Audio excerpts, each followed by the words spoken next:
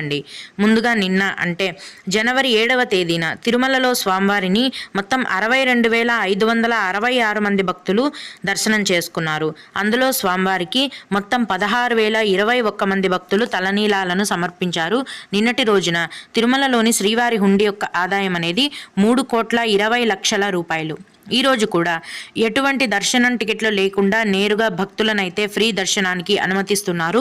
ఈ విధంగా దర్శనం టికెట్లు లేకుండా నేరుగా దర్శనానికి వెళ్లే భక్తులకు ఈ రోజు దాదాపుగా 8 నుంచి 10 గంటల సమయం అనేది పడుతోంది.